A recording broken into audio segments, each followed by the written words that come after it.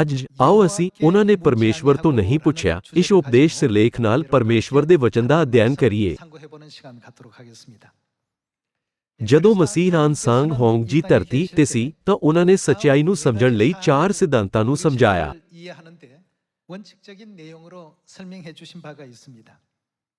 ਪਹਿਲਾਂ, ਜਿੰਨਾ ਜ਼ਿਆਦਾ ਅਸੀਂ ਸੱਚਾਈ ਦਾ ਅਭਿਆਸ ਕਰਦੇ ਹਾਂ, ਉਨਾ ਹੀ ਜ਼ਿਆਦਾ ਸਾਡੇ ਮਨ ਨਵੇਂ ਹੁੰਦੇ ਜਾਂਦੇ ਹਨ।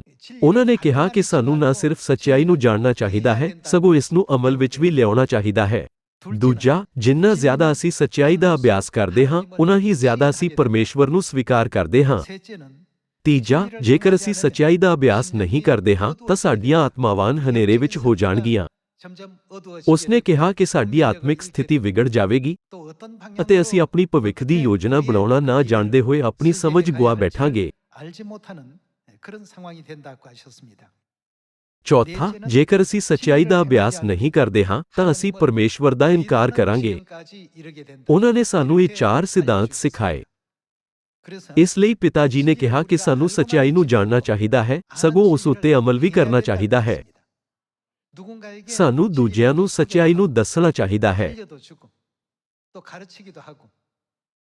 ਇਸ ਲਈ ਪਿਤਾ ਜੀ ਨੇ ਜ਼ੋਰ ਦੇ ਕੇ ਕਿਹਾ, ਸੱਚਾਈ ਨੂੰ ਜਾਣਨਾ ਮਹੱਤਵਪੂਰਨ ਹੈ, ਪਰ ਇਸ ਨੂੰ ਅਮਲ ਵਿੱਚ ਲਿਆਉਣਾ ਵੀ ਮਹੱਤਵਪੂਰਨ ਹੈ ਅਤੇ ਸਾਨੂੰ ਇਹ ਸਿਧਾਂਤ ਸਿਖਾਏ। ਪਹਿਲਾਂ, ਜਿੰਨਾ ਜ਼ਿਆਦਾ ਅਸੀਂ ਸੱਚਾਈ ਦਾ ਅਭਿਆਸ ਕਰਦੇ ਹਾਂ, ਉਨਾ ਹੀ ਜ਼ਿਆਦਾ ਸਾਡੇ ਦਿਲ ਨਵੇਂ ਹੁੰਦੇ ਹਨ। ਦੂਜਾ, ਜਿੰਨਾ ਜ਼ਿਆਦਾ ਅਸੀਂ ਸੱਚਾਈ ਦਾ ਅਭਿਆਸ ਕਰਦੇ ਹਾਂ, ਉਨਾ ਹੀ ਜ਼ਿਆਦਾ ਅਸੀਂ ਪਰਮੇਸ਼ਵਰ ਨੂੰ ਸਵੀਕਾਰ ਕਰਦੇ ਹਾਂ। ਤੀਜਾ, ਜੇਕਰ ਅਸੀਂ ਸੱਚਾਈ ਦਾ ਅਭਿਆਸ ਨਹੀਂ ਕਰਦੇ ਹਾਂ ਤਾਂ ਸਾਡੀਆਂ ਆਤਮਾਵਾਂ ਹਨੇਰੇ ਨਾਲ ਭਰ ਜਾਣਗੀਆਂ। ਚੌਥਾ, ਜੇਕਰ ਅਸੀਂ ਸੱਚਾਈ ਦਾ ਅਭਿਆਸ ਨਹੀਂ ਕਰਦੇ ਹਾਂ ਤਾਂ ਅਸੀਂ ਪਰਮੇਸ਼ਵਰ ਦਾ ਇਨਕਾਰ ਕਰਾਂਗੇ। ਮੇਰਾ ਮੰਨਣਾ ਹੈ ਕਿ ਸਾਨੂੰ ਇਸ ਨੂੰ ਆਪਣੇ ਦਿਲਾਂ ਤੇ ਉਕਰਨਾ ਚਾਹੀਦਾ ਹੈ। ਇਹ ਮਹੱਤਵਪੂਰਨ ਨਹੀਂ ਹੈ ਕਿ ਸਾਨੂੰ ਬਪਤਿਸਮਾ ਲਿੱਤੇ ਹੋਏ ਕਿੰਨਾ ਸਮਾਂ ਹੋ ਗਿਆ ਹੈ ਜਾਂ ਸਾਡੀ ਵਿਸ਼ਵਾਸ ਦੀ ਜ਼ਿੰਦਗੀ ਕਿੰਨੀ ਲੰਬੀ ਹੈ। ਭਾਵੇਂ ਤੁਸੀਂ ਲੰਬੇ ਸਮੇਂ ਤੋਂ ਸੱਚਾਈ ਵਿੱਚ ਹੋ ਜਾਂ ਨਹੀਂ, ਇੱਕ ਵਾਰ ਜਦੋਂ ਅਸੀਂ ਪਰਮੇਸ਼ਵਰ ਦੀ ਸੱਚਾਈ ਨੂੰ ਸਿੱਖ ਲਿਆ ਤਾਂ ਸਾਨੂੰ ਸੱਚਾਈ ਦਾ ਅਭਿਆਸ ਕਰਨਾ ਚਾਹੀਦਾ ਹੈ।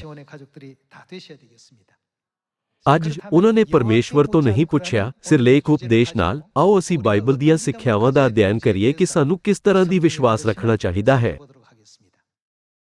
ਜੇਕਰ ਅਸੀਂ ਖਾਣਾ ਬਣਾਉਣਾ ਸਿੱਖਣਾ ਚਾਹੁੰਦੇ ਹਾਂ ਤਾਂ ਸਾਨੂੰ ਮਾਸਟਰ ਸ਼ੈਫ ਨੂੰ ਪੁੱਛਣਾ ਚਾਹੀਦਾ ਹੈ, ਮੈਂ ਇਹ ਕਿਵੇਂ ਕਰ ਸਕਦਾ ਹਾਂ? ਮੈਂ ਇਹ ਕਿਵੇਂ ਕਰ ਸਕਦਾ ਹਾਂ? ਅਜਿਹਾ ਕਰਦੇ ਹੋਏ ਕੀ ਸਾਡੇ ਖਾਣਾ ਪਕਾਉਣ ਦੇ ਹੁਨਰ ਵਿੱਚ ਸੁਧਾਰ ਨਹੀਂ ਹੋਵੇਗਾ? ਨਾਲੇ, ਜੇ ਅਸੀਂ ਕੁਝ ਨਵਾਂ ਸਿੱਖਣਾ ਚਾਹੁੰਦੇ ਹਾਂ ਤਾਂ ਸਾਨੂੰ ਕਿਸ ਨੂੰ ਪੁੱਛਣਾ ਚਾਹੀਦਾ ਹੈ? ਕੀ ਸਾਨੂੰ ਵਿਦਵਾਨਾਂ ਜਾਂ ਅਧਿਆਪਕਾਂ ਤੋਂ ਨਹੀਂ ਪੁੱਛਣਾ ਚਾਹੀਦਾ? ਅਜਿਹਾ ਕਰਦੇ ਹੋਏ ਅਸੀਂ ਕੁਝ ਸਿੱਖਾਂਗੇ। ਫਿਰ, ਜਦੋਂ ਸਾਡੇ ਪੇਟ ਵਿੱਚ ਦਰਦ ਹੁੰਦਾ ਹੈ ਜਾਂ ਸਾਡੀਆਂ ਅੱਖਾਂ ਜਾਂ ਸਿਰ ਵਿੱਚ ਦਰਦ ਹੁੰਦਾ ਹੈ, ਸਾਨੂੰ ਕਿਸ ਨੂੰ ਪੁੱਛਣਾ ਚਾਹੀਦਾ ਹੈ? ਸਾਨੂੰ ਡਾਕਟਰ ਨੂੰ ਪੁੱਛਣਾ ਚਾਹੀਦਾ ਹੈ, ਮੇਰੇ ਸਿਰ ਵਿੱਚ ਇੰਨਾ ਦਰਦ ਕਿਉਂ ਹੋ ਰਿਹਾ ਹੈ? ਮੇਰੀਆਂ ਅੱਖਾਂ ਵਿੱਚ ਕੀ ਖਰਾਬੀ ਹੈ? ਅਜਿਹਾ ਕਰਨ ਨਾਲ ਅਸੀਂ ਠੀਕ ਹੋ ਜਾਵਾਂਗੇ। ਫਿਰ, ਸਾਨੂੰ ਮੁਕਤੀ ਅਤੇ ਸਦੀਪਕ ਜੀਵਨ ਪ੍ਰਾਪਤ ਕਰਨ ਲਈ ਕਿਸ ਤੋਂ ਪੁੱਛਣਾ ਚਾਹੀਦਾ ਹੈ? ਸਾਨੂੰ ਪਰਮੇਸ਼ਵਰ ਨੂੰ ਪੁੱਛਣਾ ਚਾਹੀਦਾ ਹੈ। ਪਰਮੇਸ਼ਵਰ ਤੋਂ ਪੁੱਛੇ ਬਿਨਾਂ ਅਸੀਂ ਕਦੇ ਵੀ ਸਦੀਪਕ ਜੀਵਨ ਅਤੇ ਮੁਕਤੀ ਦਾ ਰਾਹ ਨਹੀਂ ਜਾਣਾਂਗੇ। ਪਰਮੇਸ਼ਵਰ ਨੇ ਕਿਹਾ, ਸਵਰਗ ਦਾ ਰਾਜ ਇਸ ਧਰਤੀ ਦੀ 3 ਆਯਾਮੀ ਦੁਨੀਆ ਨਹੀਂ ਹੈ, ਸਗੋਂ 4 ਆਯਾਮੀ ਅਤੇ ਇੱਥੋਂ ਤੱਕ ਕਿ 5 ਆਯਾਮੀ ਦੁਨੀਆ ਹੈ। ਇਸ ਲਈ ਮਾਮਲਿਆਂ ਦਾ ਫੈਸਲਾ ਆਪਣੇ ਆਪ ਨਾ ਕਰੋ। ਇਸ ਲਈ ਸਾਨੂੰ ਸਿਰਫ ਪਰਮੇਸ਼ਵਰ ਦੀਆਂ ਸਿੱਖਿਆਵਾਂ ਨੂੰ ਪਹੁੰਚਾਉਣਾ ਚਾਹੀਦਾ ਹੈ ਅਤੇ ਲੋਕਾਂ ਨੂੰ ਇਹ ਦੱਸਣਾ ਚਾਹੀਦਾ ਹੈ ਕਿ ਪਰਮੇਸ਼ਵਰ ਨੇ ਸਾਨੂੰ ਕੀ ਹੁਕਮ ਦਿੱਤਾ ਹੈ। ਪੁਰਾਣੇ ਨੇਮ ਦੇ ਸਮੇਂ ਵਿੱਚ ਰਾਜਾ ਅਹਜ਼ਿਯਾਹ ਨੇ ਪਰਮੇਸ਼ਵਰ ਦੀ ਬਜਾਏ ਹੋਰ ਦੇਵਤਿਆਂ ਨਬਨ ਪੁੱਛਿਆ। ਇਸ ਕਰਕੇ ਉਸ ਦੀ ਮੌਤ ਹੋ ਗਈ। ਆਓ ਅਸੀਂ 2 ਰਾਜਿਆਂ ਅਧਿਆਇ 1 ਵਚਨ 1 ਤੇ 1 ਨਜ਼ਰ ਪਾਈਏ।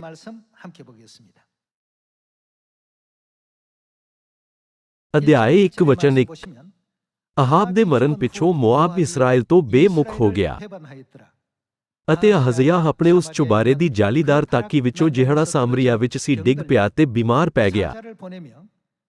ਸੋ ਉਸਨੇ ਹਲਾਕਾਰਿਆਂ ਨੂੰ ਘੱਲਿਆ ਤੇ ਉਹਨਾਂ ਨੂੰ ਆਖਿਆ, ਭਈ ਅਕਰੋਨ ਦੇ ਦਿਉਤਾ ਬਾਲ ਜ਼ਬੂਬ ਨੂੰ ਜਾ ਕੇ ਪੁੱਛੋ ਭਈ ਕਿ ਮੈਂ ਇਸ ਰੋਗ ਤੋਂ ਅੱਛਾ ਹੋ ਜਾਵਾਂਗਾ। ਪਰ ਯਹੋਵਾ ਦੇ ਦੂਤ ਨੇ ਏਲੀਯਾਹ ਤਿਸ਼ਬੀ ਨੂੰ ਆਖਿਆ, ਉੱਠ ਤੇ ਸਾਮਰੀਆ ਦੇ ਰਾਜੇ ਦੇ ਹਲਕਾਰਿਆਂ ਨੂੰ ਮਿਲਣ ਲਈ ਜਾ ਤੇ ਉਹਨਾਂ ਨੂੰ ਆਖ ਕਿ ਇਸਰਾਇਲ ਵਿੱਚ ਕੋਈ ਪਰਮੇਸ਼ਵਰ ਨਹੀਂ ਹੈ ਜੋ ਤੁਸੀਂ ਅਕਰੋਨ ਦੇ ਦਿਉਤੇ ਬਾਲ ਜ਼ਬੂਬ ਤੋਂ ਪੁੱਛਣ ਲਈ ਚੱਲੇ ਹੋ। ਇਸ ਲਈ ਯਹੋਵਾ ਹੈਵਨ ਫਰਮਾਉਂਦਾ ਹੈ, ਭਈ ਜਿਸ ਪਲੰਗ ਉੱਤੇ ਤੂੰ ਚੜਿਆ ਹੈ ਉਸ ਤੋਂ ਤੂੰ ਨਹੀਂ ਉਤਰੇਗਾ, ਸਗੋਂ ਤੂੰ ਨਿਸ਼ੰਗ ਮਰੇਗਾ। ਤਾਂ ਏਲੀਯਾਹ ਤੁਰ ਪਿਆ। ਨਤੀਜੇ ਵਜੋਂ ਰਾਜਾ ਅਹਜ਼ਿਯਾਹ ਦੀ ਮੌਤ ਹੋ ਗਈ। ਪਿਤਾ ਅਨਸਾਂਗ ਹੋਂਗ ਜੀ ਨੇ ਕਿਹਾ, ਜਿੰਨਾ ਜ਼ਿਆਦਾ ਅਸੀਂ ਸੱਚਾਈ ਦਾ ਅਭਿਆਸ ਕਰਦੇ ਹਾਂ, ਉਨਾ ਹੀ ਜ਼ਿਆਦਾ ਸਾਡੇ ਦਿਲ ਨਵੇਂ ਹੁੰਦੇ ਹਨ ਅਤੇ ਉਨਾ ਹੀ ਜ਼ਿਆਦਾ ਅਸੀਂ ਪਰਮੇਸ਼ਵਰ ਨੂੰ ਸਵੀਕਾਰ ਕਰਦੇ ਹਾਂ। ਜੇ ਅਸੀਂ ਸੱਚਾਈ ਦਾ ਅਭਿਆਸ ਨਹੀਂ ਕਰਦੇ ਹਾਂ ਤਾਂ ਸਾਡੀਆਂ ਆਤਮਾਵਾਂ ਹਨੇਰੇ ਨਾਲ ਭਰ ਜਾਣਗੀਆਂ ਅਤੇ ਅਸੀਂ ਪਰਮੇਸ਼ਵਰ ਦਾ ਇਨਕਾਰ ਕਰ ਦੇਵਾਂਗੇ। ਇਹ ਗੱਲ ਸੱਚਮੁੱਚ ਰਾਜਾ ਅਹਜ਼ਿਯਾਹ ਉੱਤੇ ਲਾਗੂ ਹੋਈ। ਕਿਉਂਕਿ ਉਸਨੇ ਸੱਚਾਈ ਦਾ ਅਭਿਆਸ ਨਹੀਂ ਕੀਤਾ, ਇਸ ਲਈ ਉਸ ਦੀ ਆਤਮਾ ਵਿੱਚ ਹਨੇਰਾ ਹੋ ਗਿਆ ਅਤੇ ਬਾਅਦ ਵਿੱਚ ਉਸਨੇ ਇਹ ਕਹਿੰਦੇ ਹੋਏ ਪਰਮੇਸ਼ਵਰ ਤੋਂ ਇਨਕਾਰ ਕਰ ਦਿੱਤਾ, ਬਾਲ ਜ਼ਬੂਬ ਭਵਿੱਖ ਨੂੰ ਪਰਮੇਸ਼ਵਰ ਨਾਲੋਂ ਬਿਹਤਰ ਜਾਣਦਾ ਹੈ।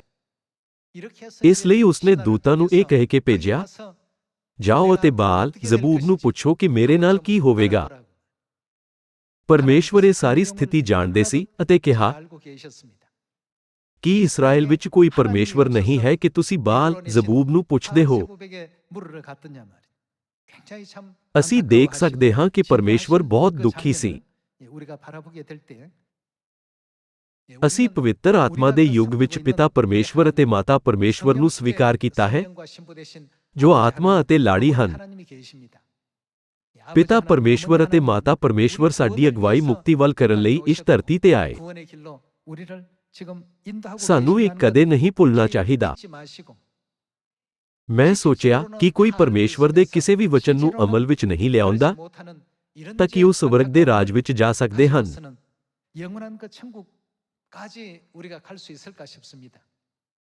ਸ਼ੈਤਾਨ ਗਰਜਦੇ ਸ਼ੇਰ ਵਾਂਗ ਇਸ ਭਲਾ ਵਿੱਚ ਰਹਿੰਦਾ ਹੈ ਕਿ ਕਿਸੇ ਨੂੰ ਨਿਗਲੇ ਅਤੇ ਪਰਮੇਸ਼ਵਰ ਇਹ ਦੇਖਣ ਲਈ ਕਿ ਅਸੀਂ ਪਰਮੇਸ਼ਵਰ ਨੂੰ ਲੱਭਦੇ ਹਾਂ ਜਾਂ ਨਹੀਂ, ਸਾਨੂੰ ਇੱਕ ਨਿਸ਼ਚਿਤ ਸਥਿਤੀ ਵਿੱਚ ਪਾਉਂਦੇ ਹਨ। ਇਸ ਨੂੰ ਧਿਆਨ ਵਿੱਚ ਰੱਖਦੇ ਹੋਏ ਸ਼ੈਤਾਨ ਨੂੰ ਹਰਾਉਣ ਦਾ ਸਭ ਤੋਂ ਵਧੀਆ ਤਰੀਕਾ ਕੀ ਹੈ? ਇਹ ਸਾਡੇ ਵਿਸ਼ਵਾਸ ਨੂੰ ਮਜ਼ਬੂਤ ਕਰਨ ਲਈ ਹੈ। ਸਾਨੂੰ ਦਿੱਤੀਆਂ ਗਈਆਂ ਪਿਤਾ ਦੀਆਂ ਸਿੱਖਿਆਵਾਂ ਵਿੱਚੋਂ ਇੱਕ ਇਹ ਹੈ ਕਿ ਜੇ ਅਸੀਂ ਸੱਚਾਈ ਦਾ ਅਭਿਆਸ ਨਾ ਕਰੀਏ ਤਾਂ ਸਾਡੇ ਦਿਲ ਵਿੱਚ ਹਨੇਰਾ ਹੋ ਜਾਵੇਗਾ, ਕਿਉਂਕਿ ਸਾਡੀਆਂ ਆਤਮਾਵਾਂ ਦੀਆਂ ਅੱਖਾਂ ਹਨੇਰੀਆਂ ਹੋ ਜਾਂਦੀਆਂ ਹਨ। ਇਸ ਲਈ ਅਸੀਂ ਆਪਣੀ ਸਮਝ ਅਤੇ ਵਿਸ਼ਵਾਸ ਗੁਆ ਬੈਠਦੇ ਹਾਂ। ਇਹ ਇਸ ਲਈ ਹੈ ਕਿਉਂਕਿ ਸਾਡੇ ਕੋਲ ਸੰਸਾਰਿਕ ਦ੍ਰਿਸ਼ਟੀਕੋਣ ਹੋਵੇਗਾ। ਯਹੂਦੀਆਂ ਨੇ ਯਿਸੂ ਨੂੰ ਜਿਨ੍ਹਾਂ ਕਾਰਨਾਂ ਨਾਲ ਸਲੀਬ ਤੇ ਚੜਾਇਆ ਸੀ, ਉਹਨਾਂ ਵਿੱਚੋਂ ਇੱਕ ਇਹ ਸੀ। ਉਹਨਾਂ ਦੀਆਂ ਨਜ਼ਰਾਂ ਵਿੱਚ ਯਿਸੂ ਇੰਨੇ ਕਮਜ਼ੋਰ ਲੱਗ ਰਹੇ ਸੀ ਕਿ ਉਹ ਕੁਝ ਵੀ ਮਹਾਨ ਨਹੀਂ ਕਰ ਸਕਦੇ। ਅਜਿਹਾ ਲੱਗ ਰਿਹਾ ਸੀ ਕਿ ਪ੍ਰਧਾਨ ਜਾਜਕਾਂ, ਧਰਮ ਗ੍ਰੰਥੀਆਂ ਤੇ ਫਰੀਸੀਆਂ ਕੋਲ ਬਾਈਬਲ ਦਾ ਜ਼ਿਆਦਾ ਗਿਆਨ ਸੀ। ਉਹਨਾਂ ਦੀਆਂ ਨਜ਼ਰਾਂ ਵਿੱਚ ਉਹਨਾਂ ਦੇ ਸ਼ਬਦਾਂ ਦਾ ਅਧਿਕਾਰ ਯਿਸੂ ਦੇ ਵਚਨ ਦੇ ਅਧਿਕਾਰ ਨਾਲੋਂ ਜ਼ਿਆਦਾ ਲੱਗਦਾ ਸੀ। ਕਿਰਪਾ ਕਰਕੇ ਪਹਿਲੇ ਚਰਚ ਦੇ ਇਸ ਇਤਿਹਾਸ ਤੇ ਵਿਚਾਰ ਕਰੋ। ਇਸ ਯੁੱਗ ਵਿੱਚ ਜਿੰਨਾ ਜ਼ਿਆਦਾ ਅਸੀਂ ਸੱਚਾਈ ਦਾ ਅਭਿਆਸ ਕਰਦੇ ਹਾਂ, ਉਨਾ ਹੀ ਸਾਡੇ ਦਿਲਾਂ ਨੂੰ ਨਵਾਂ ਕੀਤਾ ਜਾਂਦਾ ਹੈ। ਇਸ ਲਈ ਸਾਨੂੰ ਇਸ ਨੂੰ ਅਮਲ ਵਿੱਚ ਲਿਆਉਣਾ ਚਾਹੀਦਾ ਹੈ। ਜੇ ਅਸੀਂ ਕੰਮ ਨਹੀਂ ਕਰਦੇ ਤਾਂ ਸਾਡੇ ਦਿਲ ਨਵੇਂ ਨਹੀਂ ਹੋ ਸਕਦੇ। ਨਾਲ ਹੀ ਜਿੰਨਾ ਜ਼ਿਆਦਾ ਅਸੀਂ ਸੱਚਾਈ ਦਾ ਅਭਿਆਸ ਕਰਦੇ ਹਾਂ, ਉਨਾ ਹੀ ਜ਼ਿਆਦਾ ਅਸੀਂ ਪਰਮੇਸ਼ਵਰ ਨੂੰ ਸਵੀਕਾਰ ਕਰਦੇ ਹਾਂ, ਕਿਉਂਕਿ ਪਰਮੇਸ਼ਵਰ ਸਾਨੂੰ ਉਹਨਾਂ ਦੀ ਸ਼ਕਤੀ ਦਾ ਅਨੁਭਵ ਕਰਨ ਦੀ ਇਜਾਜ਼ਤ ਦਿੰਦੇ ਹਨ। ਜਿਵੇਂ ਕਿ ਅਸੀਂ ਪਰਮੇਸ਼ਵਰ ਦੇ ਵਚਨ ਅਨੁਸਾਰ ਯਤਨ ਨਾਲ ਕੰਮ ਕਰਦੇ ਹਾਂ, ਇਸ ਲਈ ਕਿ ਸਾਡੇ ਆਲੇ ਦੁਆਲੇ ਇੰਨੇ ਸਾਰੇ ਚਮਤਕਾਰੀ ਕੰਮ ਪੂਰੇ ਨਹੀਂ ਹੋ ਰਹੇ ਹਨ, ਕਿਉਂਕਿ ਯਹੂਦੀਆਂ ਨੇ ਸੱਚਾਈ ਦਾ ਅਭਿਆਸ ਨਹੀਂ ਕੀਤਾ। ਇਸ ਲਈ ਉਹਨਾਂ ਦੀਆਂ ਆਤਮਾਵਾਂ ਹਨੇਰੀਆਂ ਹੋ ਗਈਆਂ ਅਤੇ ਭਾਵੇਂ ਯਿਸੂ ਉਹਨਾਂ ਦੇ ਸਾਹਮਣੇ ਸੀ, ਪਰ ਉਹਨਾਂ ਨੇ ਆਪਣੇ ਵਿਚਾਰਾਂ ਤੇ ਜ਼ੋਰ ਦਿੱਤਾ। ਆਓ ਅਸੀਂ ਨਿਆਇਆਂ ਦੀ ਪੋਥੀ ਅਧਿਆਇ 7 ਵਚਨ 1 ਉੱਤੇ ਜਾਈਏ।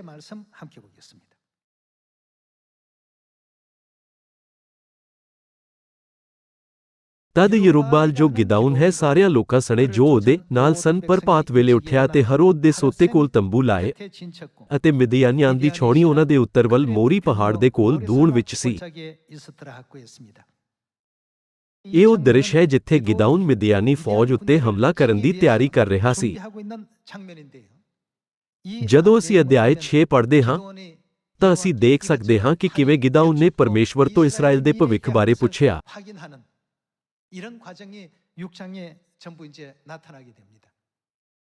ਪਰਮੇਸ਼ਵਰ ਨੇ ਗਿਦਾਉਨ ਨੂੰ ਕਿਹਾ, ਹੁਣ ਜਾ ਕੇ ਇਸਰਾਏਲੀਆਂ ਨੂੰ ਮਿਦਿਆਨੀਆਂ ਦੇ ਜ਼ੁਲਮ ਤੋਂ ਛੁਡਾਓ।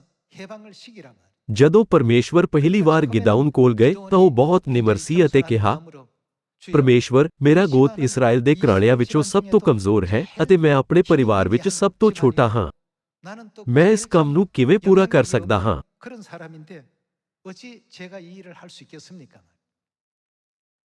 ਇਸ ਲਈ ਪਰਮੇਸ਼ਵਰ ਨੇ ਉਸ ਨੂੰ ਬਹੁਤ ਸਾਰੇ ਚਮਤਕਾਰ ਦਿਖਾਏ ਅਤੇ ਉਸ ਨੂੰ ਕਿਹਾ, ਤੂੰ ਇਸ ਨੂੰ ਪੂਰਾ ਕਰ ਸਕਦਾ ਹੈ ਅਤੇ ਮੈਂ ਤੇਰੇ ਨਾਲ ਹਾਂ। ਉਸ ਤੋਂ ਬਾਅਦ ਗਿਦਾਉਨ ਨੇ ਉਹ ਸਭ ਕੁਝ ਕੀਤਾ ਜੋ ਵੀ ਪਰਮੇਸ਼ਵਰ ਨੇ ਉਸ ਨੂੰ ਕਰਨ ਦਾ ਹੁਕਮ ਦਿੱਤਾ ਸੀ। ਗਿਦਾਉਨ ਨੇ ਹਮੇਸ਼ਾ ਪਰਮੇਸ਼ਵਰ ਤੋਂ ਪੁੱਛਿਆ ਅਤੇ ਉਹਨਾਂ ਦੀਆਂ ਸਿੱਖਿਆਵਾਂ ਦੀ ਪਾਲਣਾ ਕੀਤੀ। ਜਦੋਂ ਉਸਨੇ ਪਰਮੇਸ਼ਵਰ ਦੇ ਵਚਨ ਨੂੰ ਅਮਲ ਵਿੱਚ ਲਿਆਂਦਾ ਤਾਂ ਕੀ ਪਰਮੇਸ਼ਵਰ ਨੇ ਅਦਭੁਤ ਚੀਜ਼ਾਂ ਕਰਨ ਵਿੱਚ ਉਸ ਦੀ ਮਦਦ ਨਹੀਂ ਕੀਤੀ? ਇਸਰਾਏਲੀਆਂ ਨੇ ਸੋਚਿਆ ਹੋਵੇਗਾ, ਅਸੀਂ ਜਿੱਤ ਗਏ ਕਿਉਂਕਿ ਸਾਡੇ ਕੋਲ ਵੱਡੀ ਫੌਜ ਸੀ, ਜਾਂ ਅਸੀਂ ਆਪਣੇ ਚੰਗੇ ਹਥਿਆਰਾਂ ਕਰਕੇ ਜਿੱਤੇ। ਉਸ ਲੜਾਈ ਦਾ ਨਤੀਜਾ ਪਹਿਲਾਂ ਹੀ ਪਰਮੇਸ਼ਵਰ ਦੁਆਰਾ ਨਿਰਧਾਰਤ ਕੀਤਾ ਗਿਆ ਸੀ। ਫਿਰ ਵੀ ਜੇ ਬਹੁਤ ਸਾਰੇ ਸਿਪਾਹੀ ਹੁੰਦੇ ਤਾਂ ਉਹ ਗਲਤ ਸਮਝ ਸਕਦੇ ਸੀ ਕਿ ਉਹਨਾਂ ਦੀ ਗਿਣਤੀ ਦੇ ਕਾਰਨ ਸੀ। ਇਸ ਲਈ ਪਰਮੇਸ਼ਵਰ ਨੇ ਕਿਹਾ, ਉਸ ਸਥਿਤੀ ਵਿੱਚ ਤੁਸੀਂ ਆਸ਼ੀਸ਼ਾਂ ਨੂੰ ਪ੍ਰਾਪਤ ਨਹੀਂ ਕਰੋਗੇ, ਗਿਣਤੀ ਘਟਾਓ। ਅਜਿਹਾ ਕਰਨ ਨਾਲ ਜਦੋਂ ਉਹਨਾਂ ਨੇ ਜਿੱਤ ਪ੍ਰਾਪਤ ਕੀਤੀ ਤਾਂ ਉਹ ਮਹਿਸੂਸ ਕਰ ਸਕੇ, ਇਹ ਕੁਝ ਅਜਿਹਾ ਹੈ ਜਿਸ ਨੂੰ ਅਸੀਂ ਪੂਰਾ ਨਹੀਂ ਕਰ ਸਕਦੇ ਸੀ। ਪਰਮੇਸ਼ਵਰ ਨੇ ਸਾਨੂੰ ਇਹ ਜਿੱਤ ਦਿੱਤੀ ਹੈ। ਉਹ ਪਹਿਚਾਣ ਸਕੇ ਕਿ ਇਹ ਪਰਮੇਸ਼ਵਰ ਦੁਆਰਾ ਪੂਰਾ ਕੀਤਾ ਗਿਆ ਸੀ। ਇਸ ਲਈ ਪਰਮੇਸ਼ਵਰ ਨੇ ਗਿਣਤੀ ਘਟਾ ਦਿੱਤੀ। ਆਓ ਅਸੀਂ ਵਚਨ 2 ਵੇਖੀਏ। ਤਾਂ ਯਹੋਵਾਹ ਨੇ ਗਿਦਾਉਨ ਨੂੰ ਆਖਿਆ, ਮਿਦਿਆਨੀਆਂ ਨੂੰ ਤੇਰੇ ਵਸ ਵਿੱਚ ਕਰਨ ਲਈ ਲੋਕ ਤੇਰੇ ਨਾਲ ਬਹੁਤ ਵੱਧ ਹਨ। ਅਜਿਹਾ ਨਾ ਹੋਵੇ ਜੋ ਇਸਰਾਏਲ ਮੇਰੇ ਸਾਹਮਣੇ ਆਕੜ ਕੇ ਆਖੇ, ਭਈ ਮੇਰੇ ਹੀ ਹੱਥ ਨੇ ਮੈਨੂੰ ਬਚਾਇਆ।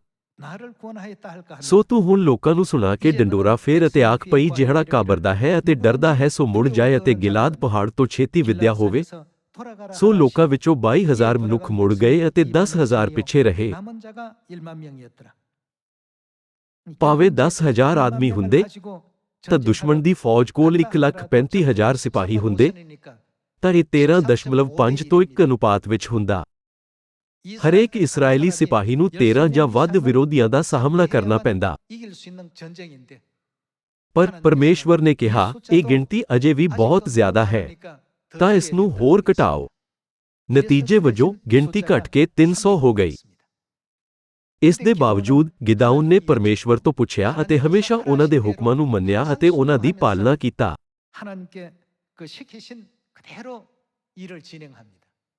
ਪਰਮੇਸ਼ਵਰ ਦੀਆਂ ਹਿਦਾਇਤਾਂ ਦੀ ਪਾਲਣਾ ਕਰਕੇ ਗਿਦਾਉਨ ਇੱਕ ਸ਼ਾਨਦਾਰ ਕੰਮ ਕਰ ਸਕਿਆ। 300 ਆਦਮੀ 1,35,000 ਆਦਮੀਆਂ ਨੂੰ ਕਿਵੇਂ ਹਰਾ ਸਕਦੇ ਹਨ? ਸਾਡੀ ਆਮ ਸਮਝ ਨਾਲ ਇਹ ਅਸੰਭਵ ਲੱਗਦਾ ਹੈ। ਹਾਲਾਂਕਿ ਅੰਤ ਵਿੱਚ ਦੁਸ਼ਮਣਾਂ ਨੇ ਇੱਕ ਦੂਜੇ ਤੇ ਹਮਲਾ ਕੀਤਾ। ਅਜਿਹਾ ਅਨੋਖਾ ਕੰਮ ਮਿਦਿਆਨੀਆਂ ਦੇ ਡੇਰੇ ਵਿੱਚ ਹੋਇਆ। ਮਿਦਿਆਨੀ ਫੌਜਾਂ ਕੋਲ ਚੰਗੇ ਹਥਿਆਰ, ਘੋੜੇ ਅਤੇ ਊਠ ਸੀ। ਉਹ ਇਸਰਾਏਲੀਆਂ ਨਾਲੋਂ ਕਿਤੇ ਬਿਹਤਰ ਹਾਲਾਤਾਂ ਵਿੱਚ ਸੀ।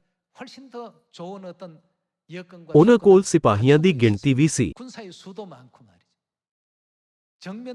ਉਹਨਾਂ ਨੂੰ ਹਰਾਉਣਾ ਅਸੰਭਵ ਹੁੰਦਾ, ਪਰ ਪਰਮੇਸ਼ਵਰ ਨੇ ਇੱਕ ਬਹੁਤ ਹੀ ਰਹੱਸਮਈ ਘਟਨਾ ਰਚੀ।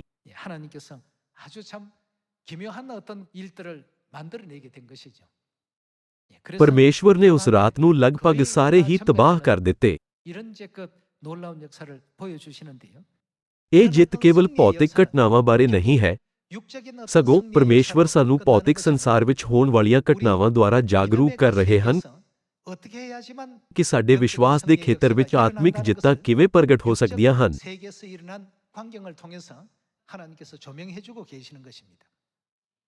ਆਪਣੇ ਵਿਸ਼ਵਾਸ ਦੇ ਜੀਵਨ ਵਿੱਚ ਜਿੱਤ ਪ੍ਰਾਪਤ ਕਰਨ ਲਈ ਸਾਨੂੰ ਪਰਮੇਸ਼ਵਰ ਤੋਂ ਪੁੱਛਣਾ ਚਾਹੀਦਾ ਅਤੇ ਉਹਨਾਂ ਦੇ ਮਾਰਗਦਰਸ਼ਨ ਦੇ ਅਨੁਸਾਰ ਅੱਗੇ ਵਧਣਾ ਚਾਹੀਦਾ ਹੈ। ਸਾਨੂੰ ਇਹ ਕਦੇ ਨਹੀਂ ਭੁੱਲਣਾ ਚਾਹੀਦਾ ਕਿ ਇਸ ਤਰ੍ਹਾਂ ਆਤਮਿਕ ਜਿੱਤ ਪ੍ਰਾਪਤ ਕੀਤੀ ਜਾ ਸਕਦੀ ਹੈ। ਇਹ ਸਿਰਫ ਗਿਦਾਉਨ ਬਾਰੇ ਹੀ ਨਹੀਂ ਹੈ। ਯਹੋਸ਼ੂਆ ਦੇ ਇਤਿਹਾਸ ਵਿੱਚ ਵੀ ਪਰਮੇਸ਼ਵਰ ਹਮੇਸ਼ਾ ਉਹਨਾਂ ਦੇ ਨਾਲ ਸੀ। ਯਰੀਹੋ ਉੱਤੇ ਜਿੱਤ ਪ੍ਰਾਪਤ ਕਰਦੇ ਸਮੇਂ ਵੀ ਪਰਮੇਸ਼ਵਰ ਨੇ ਇਸਰਾਏਲੀਆਂ ਨੂੰ ਦੱਸਿਆ ਕਿ ਉਹਨਾਂ ਨੇ ਕੀ ਕਰਨਾ ਹੈ ਅਤੇ ਉਹਨਾਂ ਨੂੰ ਜਿੱਤਣ ਦਾ ਰਸਤਾ ਦਿਖਾਇਆ। ਇਹ ਕੇਵਲ ਇੱਕ ਸਰੀਰਕ ਲੜਾਈ ਵਿੱਚ ਜਿੱਤ ਪ੍ਰਾਪਤ ਕਰਨ ਬਾਰੇ ਨਹੀਂ ਸੀ। ਵਿਸ਼ਵਾਸ ਦੁਆਰਾ ਜਿੱਤ ਦੇ ਮਾਰਗ ਤੇ ਸਾਡੀ ਅਗਵਾਈ ਕਰਨ ਲਈ ਪਰਮੇਸ਼ਵਰ ਨੇ ਇਹਨਾਂ ਰਿਕਾਰਡਾਂ ਨੂੰ ਛੱਡਿਆ ਹੈ। ਅੱਜ ਦੇ ਉਪਦੇਸ਼ ਦਾ ਸਿਰਲੇਖ ਹੈ, ਉਹਨਾਂ ਨੇ ਪਰਮੇਸ਼ਵਰ ਤੋਂ ਨਹੀਂ ਪੁੱਛਿਆ। ਜੋ ਲੋਕ ਪਰਮੇਸ਼ਵਰ ਨੂੰ ਨਹੀਂ ਪੁੱਛਦੇ ਉਹ ਸਭ ਤੋਂ ਮੂਰਖ ਹਨ ਅਤੇ ਉਹ ਉਹਨਾਂ ਲੋਕਾਂ ਤੋਂ ਵੱਖਰੇ ਨਹੀਂ ਹਨ ਜੋ ਪਰਮੇਸ਼ਵਰ ਤੇ ਵਿਸ਼ਵਾਸ ਨਹੀਂ ਕਰਦੇ। ਰਾਜਾ ਅਹਜ਼ਿਯਾਹ ਨੇ ਵੀ ਪਰਮੇਸ਼ਵਰ ਯਹੋਵਾਹ ਉੱਤੇ ਵਿਸ਼ਵਾਸ ਕੀਤਾ, ਪਰ ਉਸ ਦੇ ਮਨ ਵਿੱਚ ਇੱਕ ਮੂਰਖਤਾ ਭਰਿਆ ਵਿਚਾਰ ਸੀ ਕਿ ਇਸ ਮਾਮਲੇ ਵਿੱਚ ਬਾਲ ਜ਼ਬੂਬ ਪਰਮੇਸ਼ਵਰ ਨਾਲੋਂ ਬਿਹਤਰ ਨਹੀਂ ਹੈ। ਇਸ ਤਰ੍ਹਾਂ ਉਹ ਬਾਲ ਜ਼ਬੂਬ ਤੋਂ ਪੁੱਛਣ ਗਿਆ।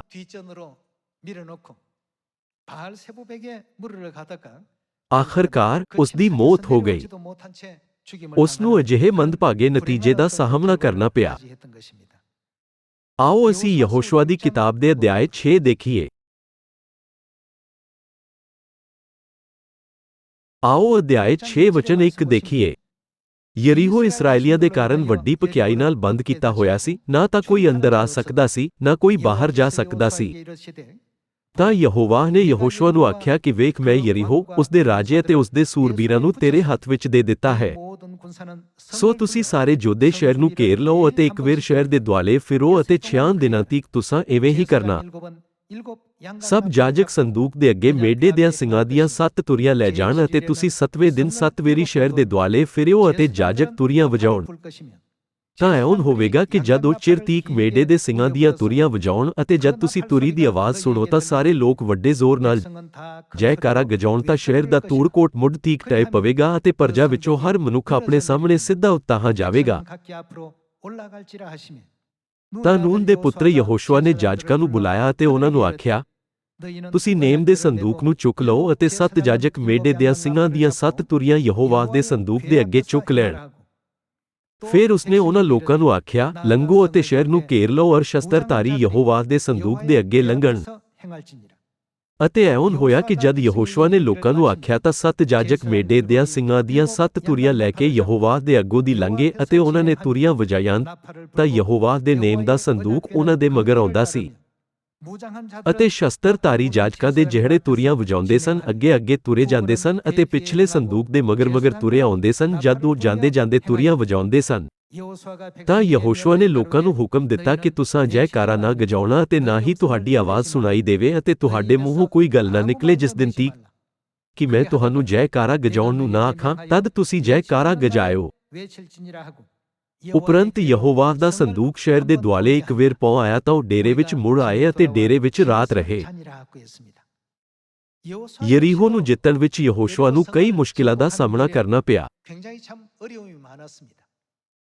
ਜੇਕਰ ਉਹ ਸਰੀਰਕ ਸਥਿਤੀ ਤੇ ਵਿਚਾਰ ਕਰਦਾ ਹੈ ਤਾਂ ਦੁਸ਼ਮਣ ਇਸਰਾਏਲੀਆਂ ਨਾਲੋਂ ਜ਼ਿਆਦਾ ਤਾਕਤਵਰ ਸੀ ਅਤੇ ਯਰੀਹੋ ਸ਼ਹਿਰ ਇੱਕ ਵਧੀਆ ਕਿਲਾਬੰਦ ਸ਼ਹਿਰ ਸੀ।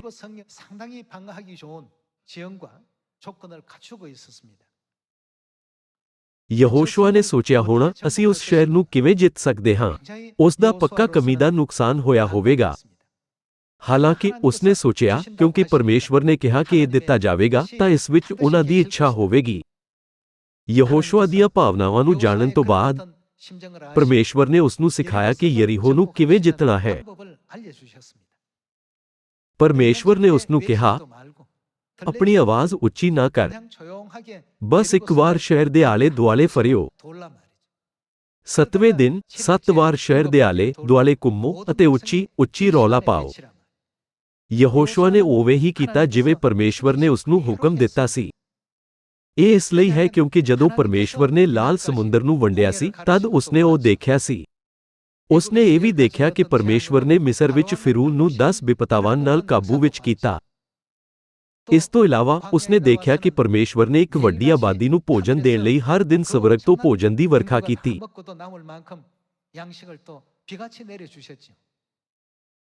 6ਵੇਂ ਦਿਨ ਪਰਮੇਸ਼ਵਰ ਨੇ ਉਹਨਾਂ ਨੂੰ ਹਫ਼ਤੇ ਦੇ ਦਿਨਾਂ ਦੀ ਤੁਲਨਾ ਨਾਲੋਂ ਦੁੱਗਣਾ ਮੰਨ ਦਿੱਤਾ।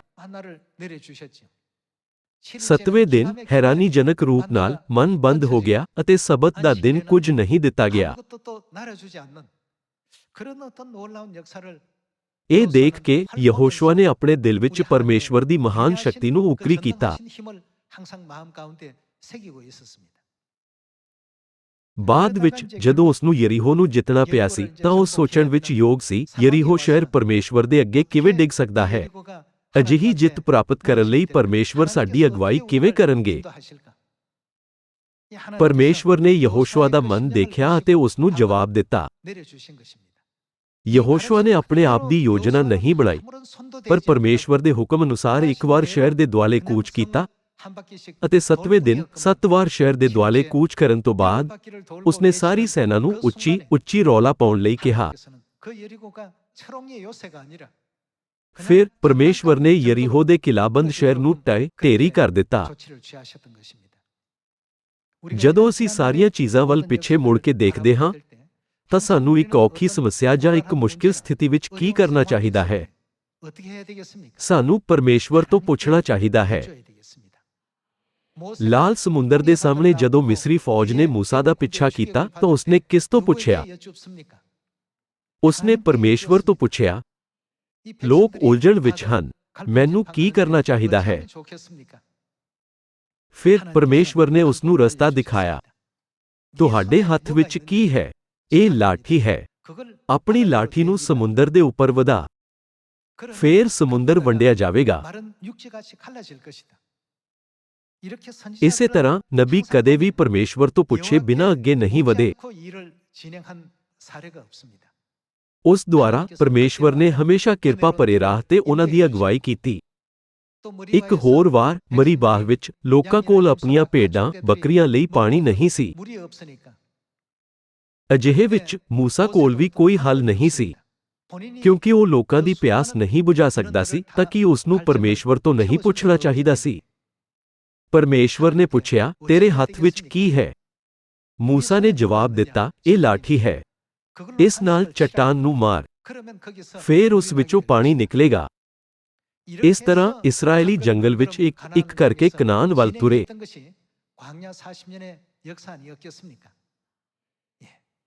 ਨਬੀ ਨੇ ਹਮੇਸ਼ਾ ਕਿਸ ਦੀ ਭਾਲ ਕੀਤੀ? ਉਹਨਾਂ ਨੇ ਪਰਮੇਸ਼ਵਰ ਨੂੰ ਲੱਭਿਆ, ਪਰਮੇਸ਼ਵਰ ਤੇ ਭਰੋਸਾ ਕੀਤਾ ਅਤੇ ਪਰਮੇਸ਼ਵਰ ਤੋਂ ਪੁੱਛਿਆ। ਇਸ ਤਰ੍ਹਾਂ ਇਸਰਾਏਲੀ ਦੁੱਧ ਅਤੇ ਸ਼ਹਿਦ ਨਾਲ ਵਹਿੰਦੇ ਕਨਾਨ ਦੇਸ਼ ਵਿੱਚ ਪ੍ਰਵੇਸ਼ ਕਰ ਸਕੇ। ਇਹ ਬਾਈਬਲ ਵਿੱਚ ਲਿਖਿਆ ਹੈ। ਦੂਜੇ ਪਾਸੇ ਮੂਰਖ ਲੋਕ ਪਰਮੇਸ਼ਵਰ ਨੂੰ ਨਹੀਂ ਭਾਲਦੇ। ਆਓ ਅਸੀਂ ਯਸਾਯਾਹ ਅਧਿਆਇ 43 ਵਚਨ 19 ਉੱਤੇ ਇੱਕ ਨਜ਼ਰ ਪਾਈਏ।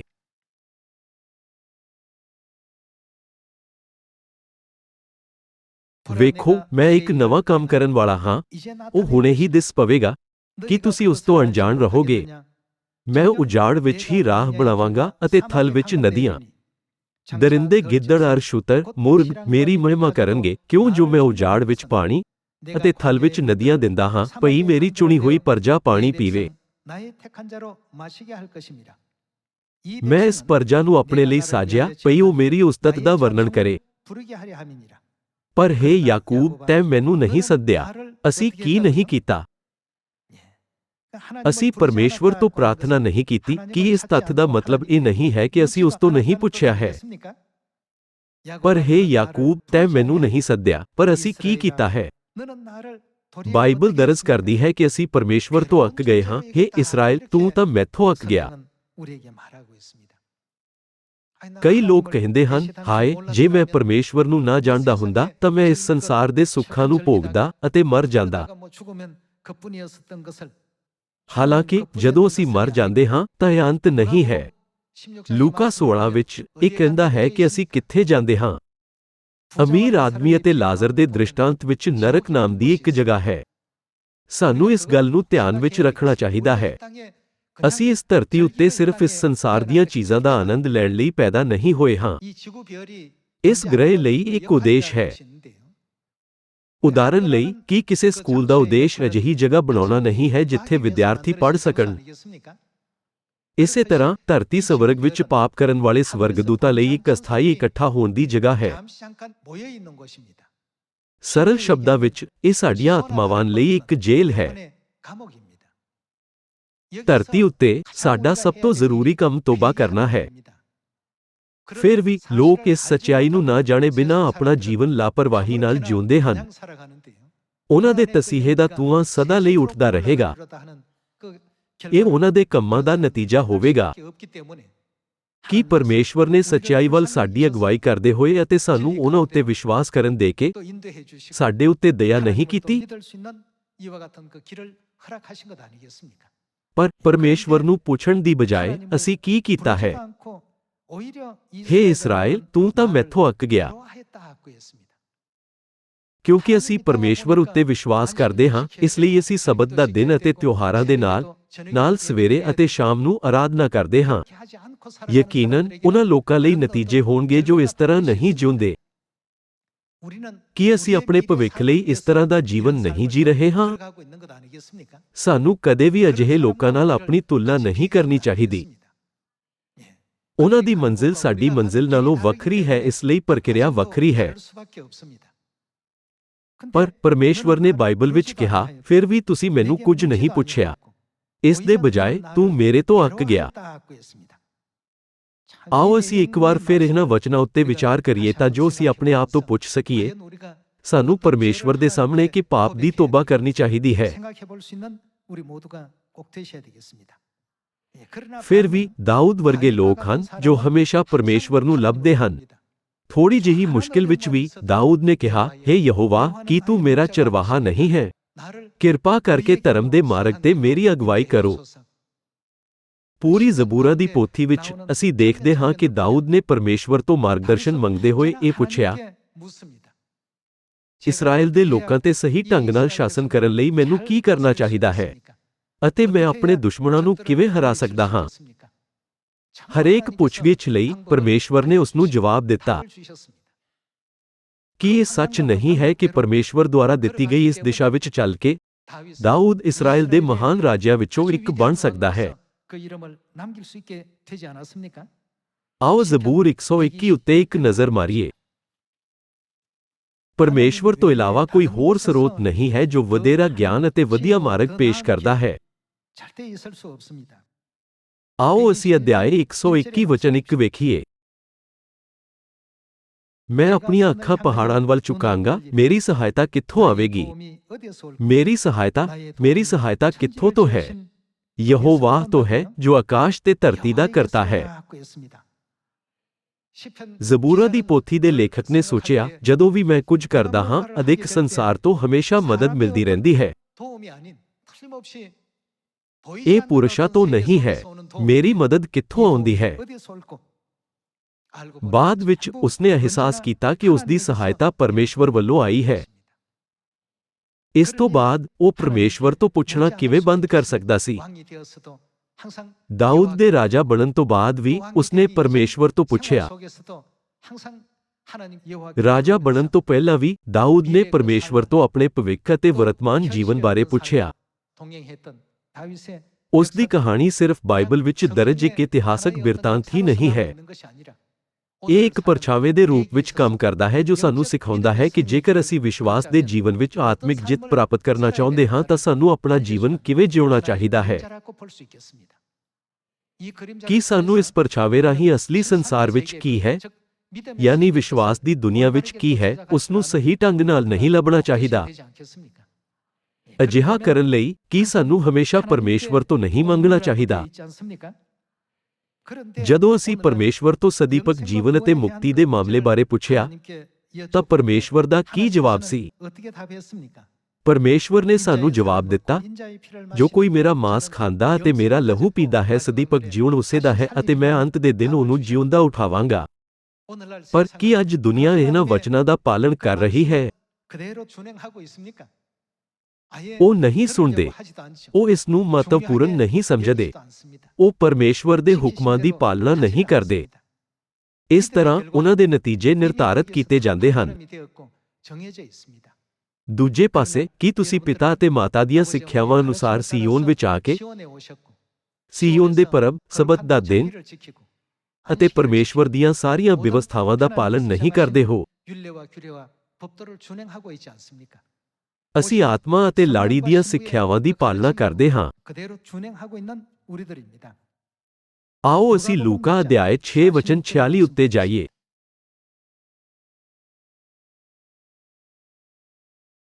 ਅਧਿਆਇ 6 ਵਚਨ 46। ਤੁਸੀਂ ਮੈਨੂੰ ਪ੍ਰਭੂ ਪ੍ਰਭੂ ਪ੍ਰਭੂ ਕੌਣ ਹੈ? ਉਹ ਪਰਮੇਸ਼ਵਰ ਹਨ। ਪਰਮੇਸ਼ਵਰ ਪਰਮੇਸ਼ਵਰ ਕਰਕੇ ਕਿਉਂ ਪੁਕਾਰਦੇ ਹੋ, ਪਰ ਜੋ ਉਹ ਕਿਸ ਦਾ ਪਾਲਣ ਕਰਦੇ ਹਨ?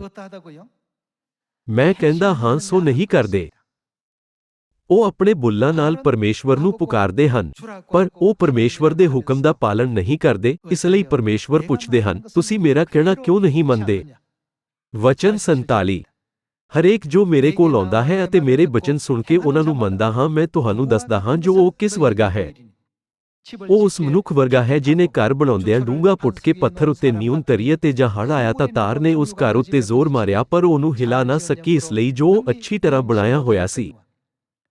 ਪਰ ਜਿਹੜਾ ਸੁਣ ਕੇ ਨਹੀਂ ਮੰਨਦਾ, ਉਹ ਉਸ ਮਨੁੱਖ ਵਰਗਾ ਹੈ ਜਿਹਨੇ ਨਿਊਨ ਬਿਨਾਂ ਧਰਤੀ ਉੱਤੇ ਘਰ ਬਣਾਇਆ, ਜਿਸ ਉੱਤੇ ਤਾਰ ਨੇ ਜ਼ੋਰ ਮਾਰਿਆ ਅਤੇ ਉਹ ਝੱਟ ਡਿੱਗ ਪਿਆ ਅਤੇ ਉਸ ਘਰ ਦਾ ਸਤਿਆਨਾਸ ਹੋ ਗਿਆ।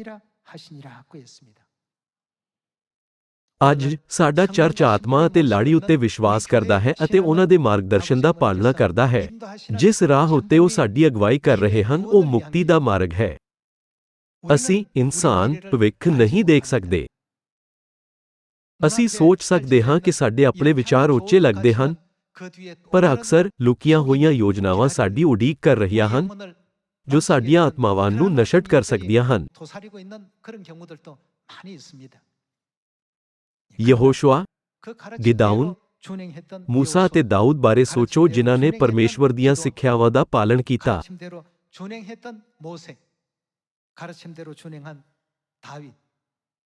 ਉਹਨਾਂ ਨੂੰ ਕਿਸ ਕਿਸਮ ਦਾ ਨਤੀਜਾ ਮਿਲਿਆ? ਕੀ ਉਹ ਬਰਕਤਾਂ ਨਾਲ ਭਰਿਆ ਜੀਵਨ ਜੀਣ ਦੇ ਯੋਗ ਨਹੀਂ ਸੀ? ਯਿਸੂ ਨੇ ਕਿਹਾ, ਜਦੋਂ ਤੁਸੀਂ ਮੇਰਾ ਕਹਿਣਾ ਨਹੀਂ ਮੰਨਦੇ ਤਾਂ ਕਿਉਂ ਮੈਨੂੰ ਪ੍ਰਭੂ ਪ੍ਰਭੂ ਕਹਿੰਦੇ ਹੋ? ਹਾਲਾਂਕਿ ਉਹਨਾਂ ਨੇ ਕਿਹਾ, ਹੇ ਪ੍ਰਭੂ, ਪਰ ਇਹ ਕੇਵਲ ਉਹਨਾਂ ਦੀਆਂ ਧੋਖੇਬਾਜ਼ ਜੀਭਾਂ ਨਾਲ ਸੀ ਅਤੇ ਉਹਨਾਂ ਨੇ ਆਪਣੇ ਦਿਲਾਂ ਵਿੱਚ ਇਸ ਨੂੰ ਸਵੀਕਾਰ ਨਹੀਂ ਕੀਤਾ। ਇਸ ਤਰ੍ਹਾਂ ਉਹਨਾਂ ਦੇ ਕੰਮ ਓਦਾਂ ਹੀ ਨਹੀਂ ਹਨ। ਇਸ ਲਈ ਪਿਤਾ ਸਾਨੂੰ ਸਿਖਾਉਂਦੇ ਹਨ, ਜਿੰਨਾ ਜ਼ਿਆਦਾ ਅਸੀਂ ਸੱਚਾਈ ਦਾ ਅਭਿਆਸ ਕਰਦੇ ਹਾਂ, ਉਨਾ ਹੀ ਜ਼ਿਆਦਾ ਸਾਡੇ ਦਿਲ ਨਵੇਂ ਹੁੰਦੇ ਜਾਂਦੇ ਹਨ ਅਤੇ ਜਿੰਨਾ ਜ਼ਿਆਦਾ ਅਸੀਂ ਪਰਮੇਸ਼ਵਰ ਨੂੰ ਮੰਨਦੇ ਹਾਂ।